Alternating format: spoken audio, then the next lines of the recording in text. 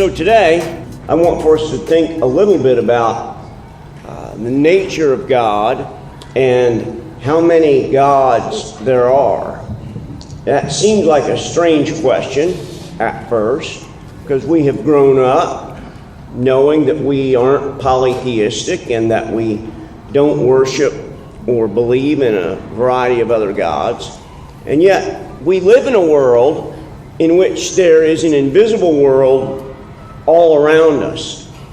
And there's some sense in which we have become so rationalistic in the last 150 years that we almost don't want to believe in the invisible world. And so if someone were to come up to you and say something to you about an angel helping them or about God speaking to them in some way, we would probably want to back off of that a little bit, and probably it would make us somewhat nervous. But the Bible is clear very clear in telling us that it's not just God who exists in the invisible world, but there are a variety of other beings who exist in the invisible world. Some of them are good and beneficent, and some of them are evil. And so we'll think a little bit today about what exactly that means for us. So the first question that we can ask, and this comes from the Westminster Catechism, this is the Westminster Shorter Catechism, and question number 4 is, what is God? And the answer is, God is a spirit, infinite, eternal, unchangeable in his being, wisdom, power, holiness, justice, goodness, and truth. Probably if you've ever memorized the catechism, maybe as a child or maybe as an adult, you remember this particular answer. This answer contributes to some of the difficulties that we have, and that is, it seems to say to us that anything that is called God is this: eternal, unchangeable in his being and all that, without realizing that there may be other beings to whom the term God can be applied who are not eternal or unchangeable and all-powerful and all things like that. So one of the things that we have to sort of think through is, what do we mean when we use the term God? The Westminster Confession means what we might call Yahweh. But in the Hebrew Bible, whenever we see the word Elohim, it is almost always translated God. And yet the term Elohim is often applied to things that are not Yahweh, to other kinds of invisible beings. And so Elohim really is the name of a spiritual being. And there are a variety of spiritual beings, as we'll see, that are mentioned in the Bible. This is the 5th question of the Westminster Catechism, and that is, are there more gods than one? Again, the basis for this question depends upon this answer. This is number 4, and this is number 5. So if God means this particular definition, then of course there can't be more than one God. There's only one living and true God. But again, the question that we have to ask ourselves is, are there any places in which the term God, or in Hebrew Elohim, or in the New Testament Theos in Greek, are there places where that particular term is used of things other than Yahweh? And so I want us to look at, particularly to start off by looking at a psalm, Psalm 82. My friend Mike Heiser, whom I'll speak a little bit more about later on, talks about a day when he was in church and someone said to him, have you ever looked at the beginning of this psalm in Hebrew? And he sat down with his Hebrew Bible, he's a Hebrew scholar, and began to read it, and it began to give him some problems. So let's look at what it says. This is the ESV. God has taken his place in the divine council. In the midst of gods, he holds judgment. How long will you judge unjustly and show partiality to the wicked? So clearly, here in this psalm, God is taking place in a divine council that is made up of other gods. Here's the NIV, the 1984 NIV. God presides in the great assembly. He gives judgment among the gods. So again, there's this God, and then there's this divine assembly where there are a variety of other spiritual beings called Elohim. And how long will you defend the unjust and show partiality to the wicked? Here are a couple of other translations. This is the New Living Translation. God provides over heaven's court. He pronounces judgment on the heavenly beings. Unfortunately, this New Living Translation doesn't make the text as clear as they could, because the word at the beginning of the verse, God, is Elohim, and the word that's translated here, heavenly beings, is also Elohim.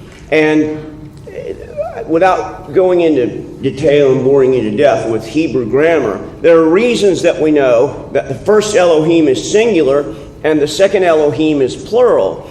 And again, though, he's asked, how long will you hand down unjust decisions by favoring the wicked? The New King James, God stands in the congregation of the mighty. He judges among the gods. How long will you judge unjustly and show partiality to the wicked? Selah means some sort of a musical interlude in the Psalms, apparently. And it's a transliteration of the Hebrew word Selah. So you can see from these translations of Psalm 82 that at the very least, there seems to be a gathering of people or a gathering of beings together that are called Elohim. So if we were to ask the question, how many Elohim are there, then we would have to say there are a number of them. And that's where we get into these kind of ticklish issues, because it would be problematic for me to say to you that there are lots of gods, unless I was very, very careful to explain exactly what I meant by that. And so I want to spend the rest of our time together thinking about what we mean by that and what exactly is going on. In a variety of ancient literature, some in Hebrew, some in Ugaritic, some Canaanite literature, there are almost always a sort of a divine council that gets together with the one who oversees them. Often, this divine council will consist of a wife for the Most High God.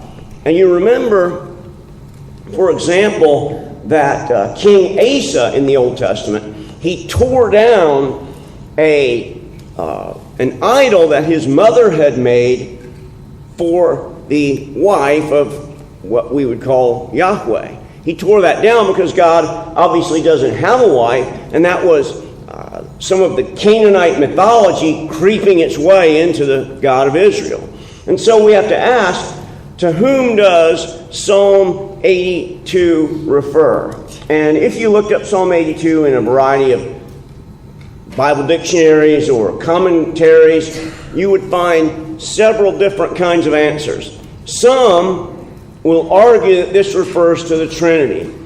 That is, that God is among His divine council, and His divine council is the Father, the Son, and the Holy Spirit. And so that's whom we refer when we read this, that this divine council is not a variety of other Elohim, but it is only what we would call in Christianity the Trinity.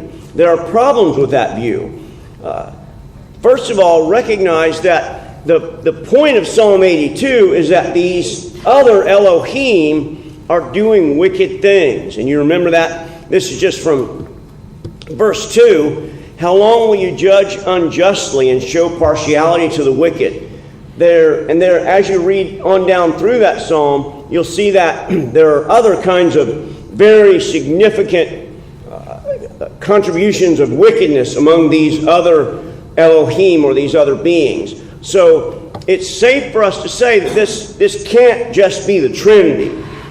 that the Father, the Son, and the Holy Spirit get together and form a council. That's not what's going on there. Others will argue that this refers to earthly judges, that is, men. And this is a fairly popular view. My old systematic theology professor, Dr. Raymond, would never, ever give in to me that this passage meant anything but judges of Israel. And I would say, Dr. Raymond, respectfully, I think that you're wrong about that. And he would say, I'm not, brother, I'm not.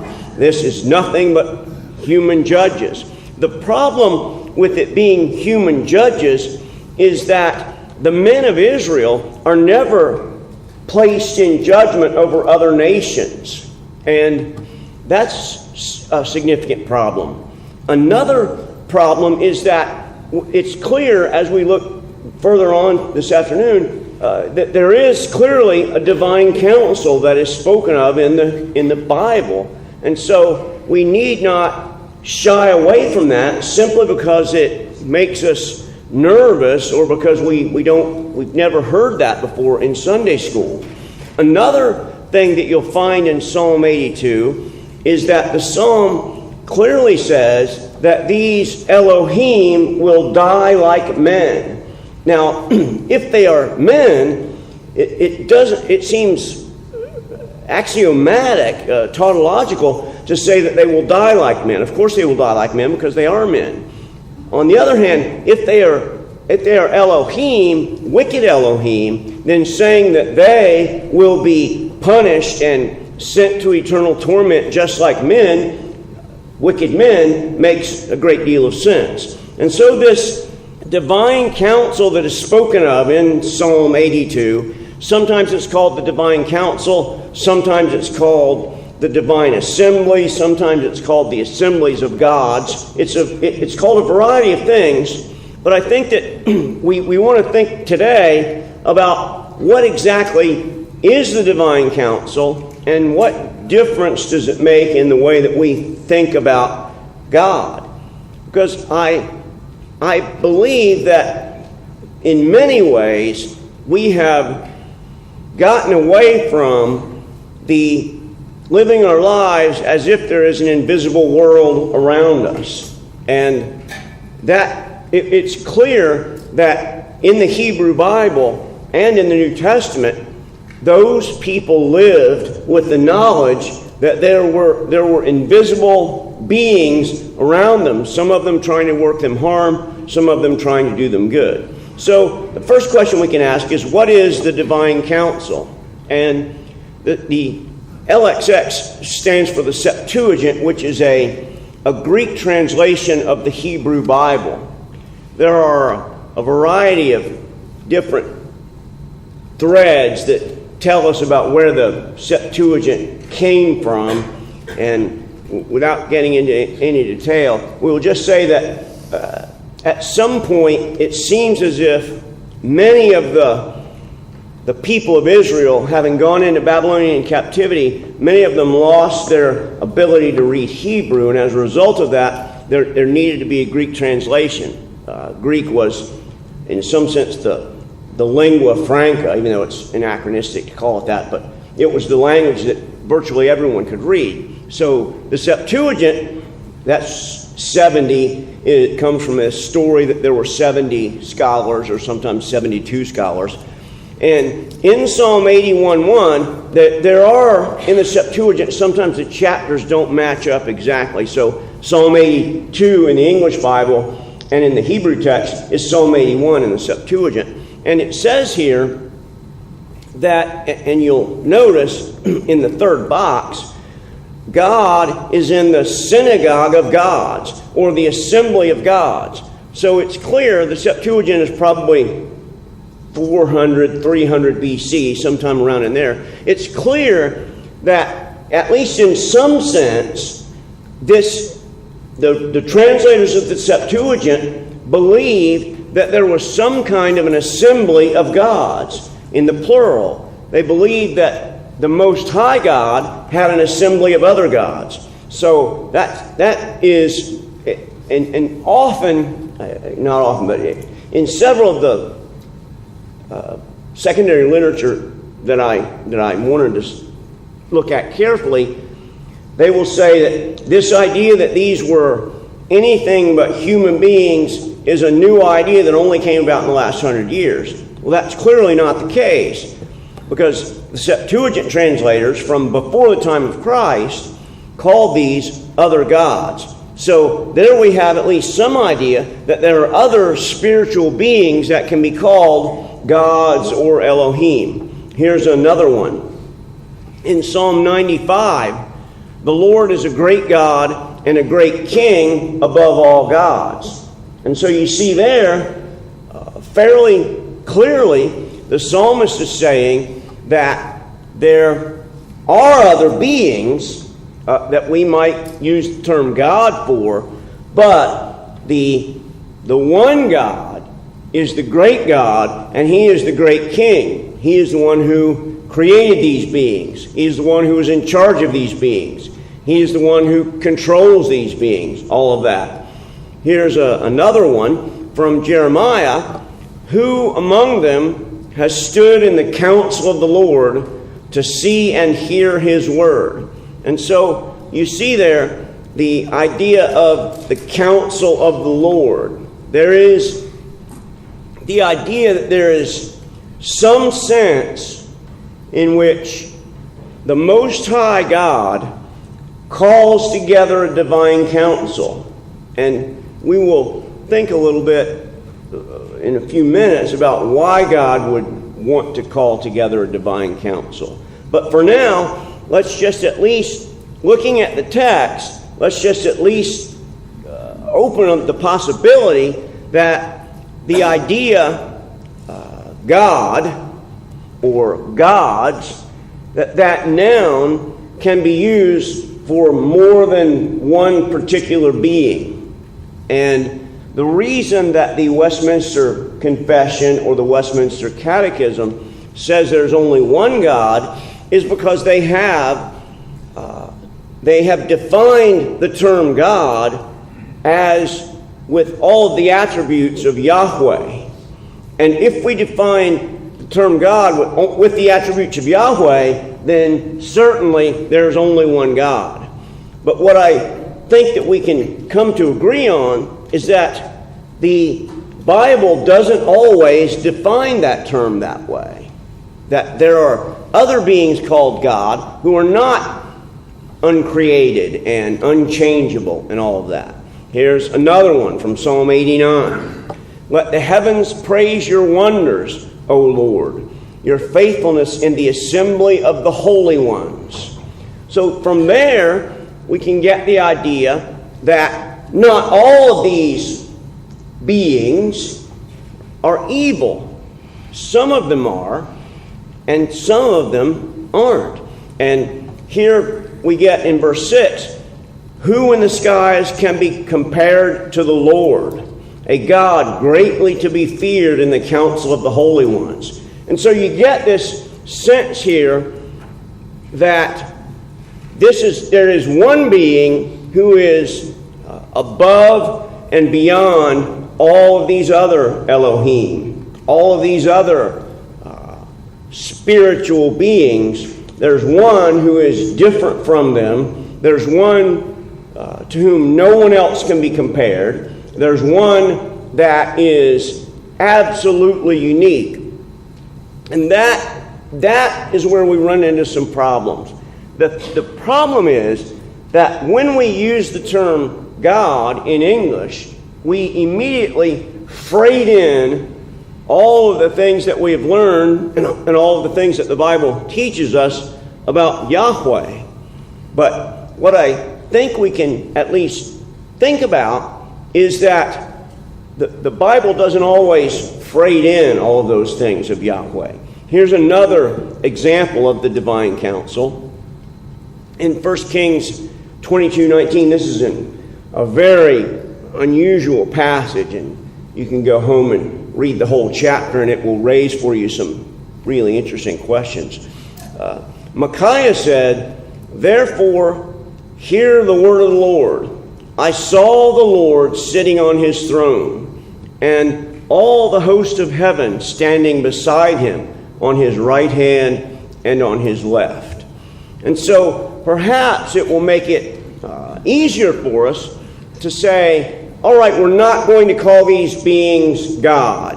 Let's call them spiritual beings, if that will make it easier for us. But at the very least, we must, I think, come to understand that there are other spiritual beings whom the Hebrew Bible calls Elohim, which is translated gods. Here is perhaps one of the most significant examples of the counsel in the book of Job. And you all, I'm sure, remember this. There was a day when the sons of God came to present themselves before the Lord. So this term sons of God is an unusual one. It's used in Genesis 6. It's used here in Job 1. And it's entirely different from the way that Jesus is spoken of as the only Son of God. When you think about John 3:16, there have been some significant lexical work done in the last 100 years that has made some very important distinctions. The word only begotten is a combination of words, monogenes, and mono, of course, means one, just like it would in English. Genes, it was thought by scholars before 100 years ago, that came from genao, which meant to give birth to.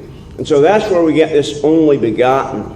But we've come to realize that the word monogenes doesn't come from genao, to give birth to. It comes from another word that sounds very much like genao, which means first in priority and only one ever. And so you'll see that if you look at some of the newer translations of John 3:16, often they'll translate that a little different. In this case, though, you see that God is here, and some group of beings called the sons of God come, and they sort of have this talk or this counsel. And you remember the story of how the Satan, which is it's not really a proper name in the Hebrew Bible. It's more of he's an adversary. And he comes and says, the only reason that Job loves you is because he's never had any problems. And then, the rest of Job goes on. The Satan does a variety of evil things to Job, and Job still loves God at the end. So that's a fairly clear example of a group of what we would call divine counsel. Yahweh, the only uncreated being, the only all-powerful, unchanging one, gathers to himself some other spiritual beings. Now, these are spiritual beings whom he has created. These are spiritual beings whom he is in charge of. They are not, in any sense, God in the way that Yahweh is. But they are God in the sense that they are spiritual beings and not physical beings. So, generally, we can't get to this exactly from a text in the Scripture, but generally they're thought to be 3 or 4 levels. I tend to think there are 3 levels to the divine counsel. There is Yahweh, who is obviously the high and exalted one. He is the uncreated one. He is the one who is unlike all others. He is the one unique, uncreated one. Then there are these beings called the Watchers, and they are mentioned only in a couple of places in the Old Testament, in the Hebrew Bible. And they seem to be below Yahweh and yet above the angels. And we don't know, again, this is never absolutely laid out for us. We have to take a few hints here and there to sort of come at it. Daniel, though, you remember, has that unique story of Daniel praying, and then there's an angel comes to Daniel's aid, and he said he would have come earlier, but he was battling with an evil being. And it's very strange what's going on there in Daniel.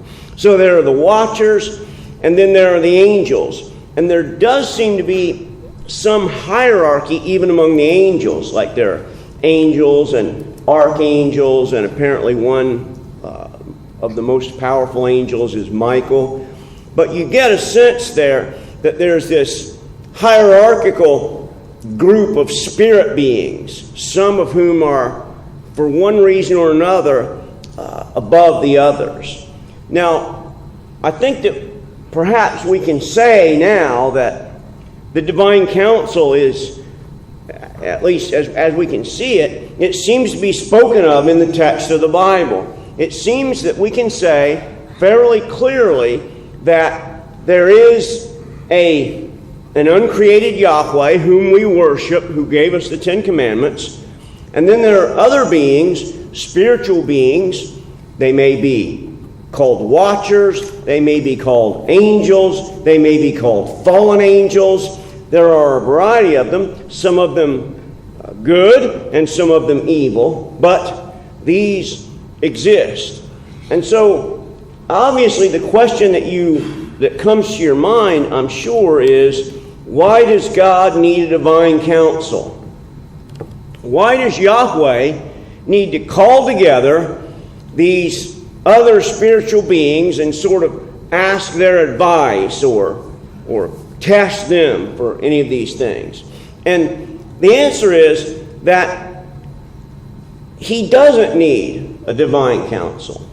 God doesn't need anything. He doesn't need you. He doesn't need me. He doesn't need the planets. He needs none of that. And yet, despite the fact that God doesn't need us, He has created us, and we can glorify Him. And so even though God doesn't need the divine council, He wants it to exist, much like mankind. And we shouldn't think that this divine council somehow causes Yahweh to change His mind. It's the text, the Bible is very clear that God ordains whatsoever comes to pass. And so exactly what goes on in these meetings of the divine council, we aren't privy to. The closest we come to being really let in on a divine council meeting is Job. And even there, it's not entirely clear everything that's going on. And so some might ask the question, well, okay, I grant you that there are other beings that are called gods. I see that. But I don't think that they're real. I think that these other beings that are called gods are idols that aren't real, and that, for example, Jeremiah tells us these idols that you are worshiping are nothing. They are made out of wood, and they are nothing. And so, is it possible that these beings that are called gods are just not real? Well, the Bible speaks of them as if they're real. So, for example, in Deuteronomy 32, when the Most High, that is Yahweh, the Most High, gave to the nations their inheritance, when He divided mankind, He fixed the borders of the peoples according to the number of the sons of God. This is as close as we get to seeing that there are spiritual beings who seem to be in charge of different areas of the world. You get a hint of that in Daniel with this being called the Prince of Persia, and you get a hint of it here, that there's some sense, and not all translations will translate it this way, there's a textual variant there, but this is almost certainly the better text. There seems to be, on the part of Yahweh, this idea that He has given to some of these spiritual beings certain areas of the world. And you will accuse me of being charismatic, and that's okay. But when we say that there seem to be certain spirits who have control over certain areas. And so there might be a spirit who is in control of North America, and he might have different spirits underneath of him for different areas of North America. And I think that it's probably not correct to call these beings demons. They are probably, perhaps at least, something different from that. And again, the Bible doesn't lay out all this hierarchy for us, and it may be that it may be that it's proper to call them demons, but at least we don't get the sense of that. We do, though, know that there are both good beings, benign beings, helpful beings, and evil beings. At the end of Job, you remember that Job he's lost everything except for his wife, which he would rather have lost. And he's like, at the end of the day, he just doesn't know what to do. And God finally, in chapter 38 through about chapter 42, God says to Job, I am the Most High. I am the one who has the right to do whatever. And he begins by saying, he tells him, were you there when I built the earth? Were you there could you get the sea monster out of the ocean with a hook? And here in Job 38, he says, where were you, that is Job, where were you when I laid the foundation of the earth? When the morning stars sang together and all the sons of God shouted for joy. These seem to be two different kinds of beings. They are personified. And so it's, at the very least, I think that we can say that depending upon our terminology, there are at least other spiritual beings that exist that are not Yahweh. And of course, we have to think about, what do these commandments of the Ten Commandments mean? In Exodus 20, we have, you shall have no other gods before me. Now, some would interpret that to mean there aren't any other gods, and so don't have an idol.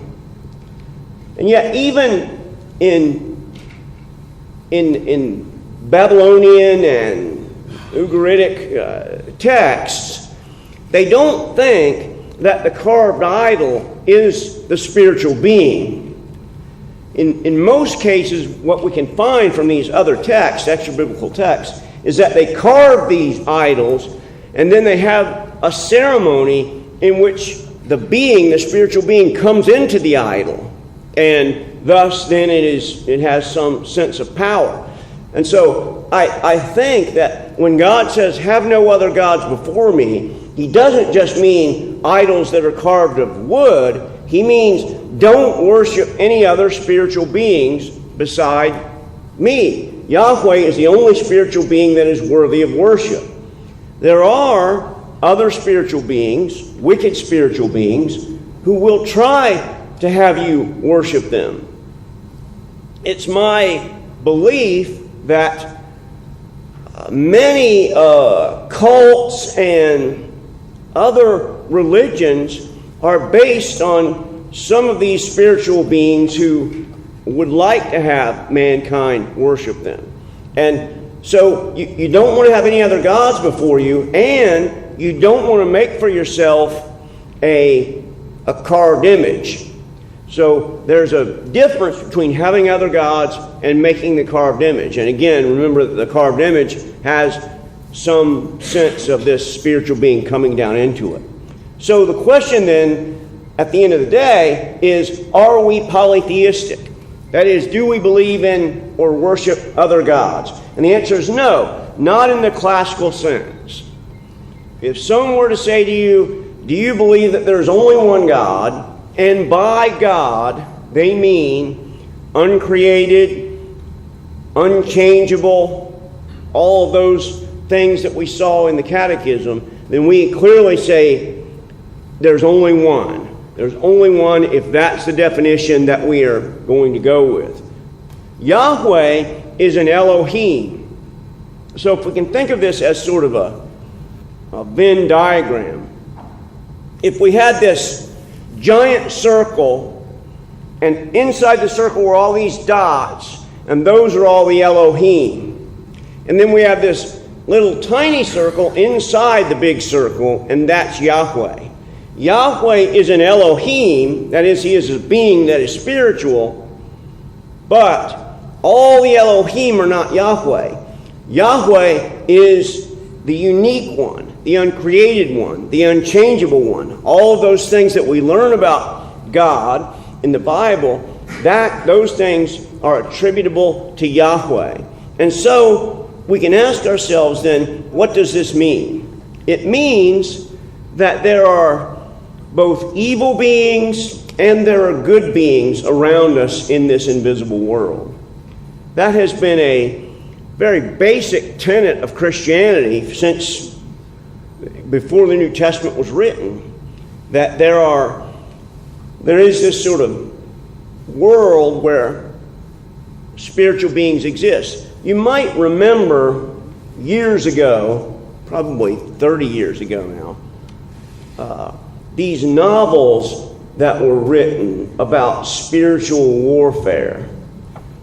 You might remember them. And they were this sort of, there would be a church, and the evil beings would be trying to get the pastor to quit the church and close down, and the good beings would be trying to make sure that he doesn't get so discouraged that he quits.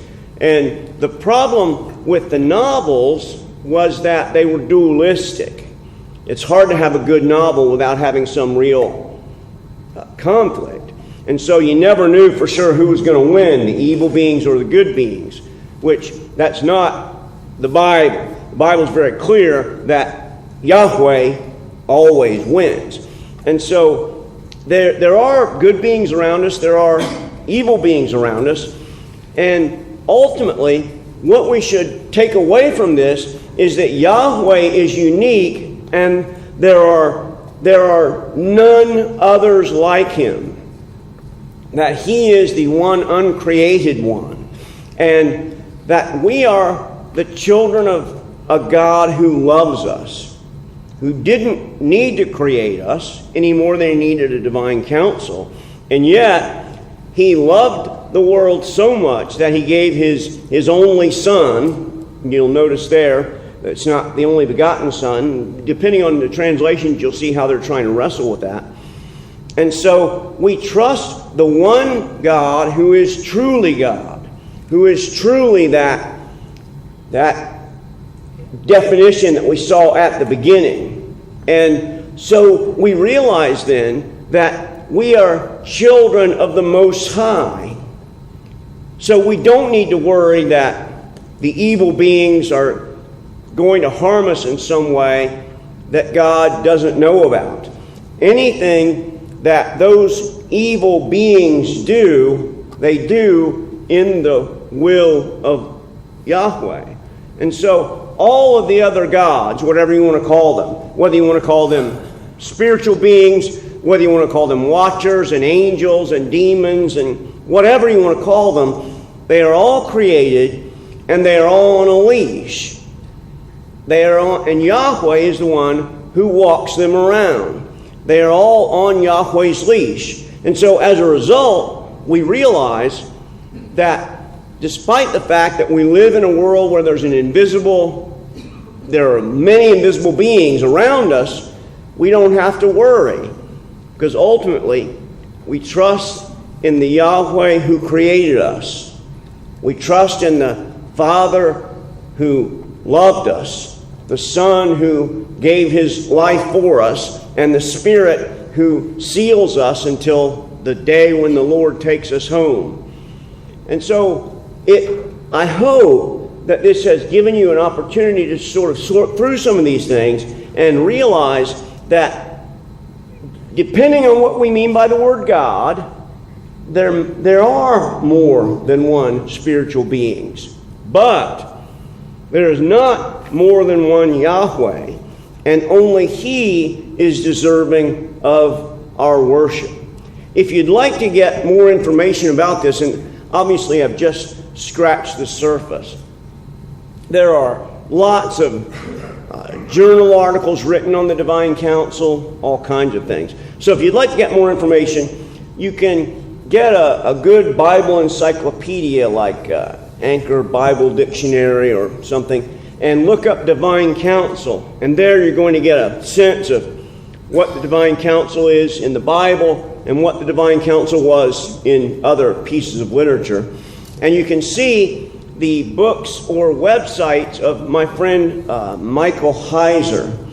Heiser has a variety of books. The most complete one is called The Unseen Realm, and you can get that from Amazon or wherever.